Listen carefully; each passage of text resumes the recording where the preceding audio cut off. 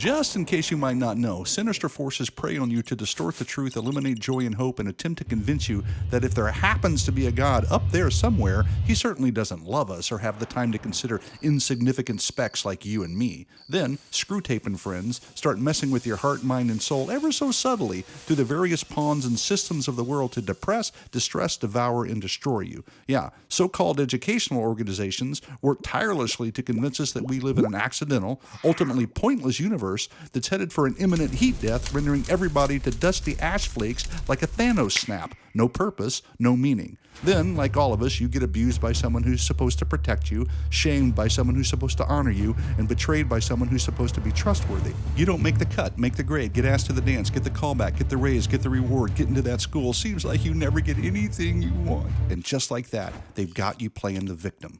Then, let's just imagine for a second, you find yourself in a global pandemic, forced to wear a mask, stay away from people, stay inside, stay silent, and stay in fear. Look, it's a tactic meant to isolate you, which leads to depression, and that's when the enemy has you right where he wants you. He muddles your thinking by messing with your feelings. You feel unimportant, unknown, unnecessary, and worst of all, you become undone because you feel unloved. This, my friends, is exactly where you can end up if you focus on you and the storms of life instead of on God and his promises. If you believe the lies of the enemy instead of the revelation of the Bible. If you let wavering feelings trump biblical thinking. More on that later. But for now, let's just set the record straight. Lickety-split and as clear as an August sunset in Hawaii. Fact is, you are loved. You are special. You have a purpose. You are eternally valuable. You are known. You are seen by God himself, who made you in his very image and gave you life, breath, and everything. The Bible says that he demonstrates his love for us in this: while we were still sinners, Christ died for us. That's right. Even though he knows your deepest desires, your darkest thoughts, your most sinful secrets, and your most egregious acts, he still pursues you to redeem you, to ransom you, to reconcile you, to restore you. Why? Because he loves you. There's nothing like his love, by the way. He can rescue you, restore you, help you, refresh you, inspire you, comfort you, and give you true hope and eternal joy. The persistent, consistent, sufficient, subsistent, non-distant love that he has for you is undeniable, reliable, unquantifiable, and non-pliable, whether you feel it or not.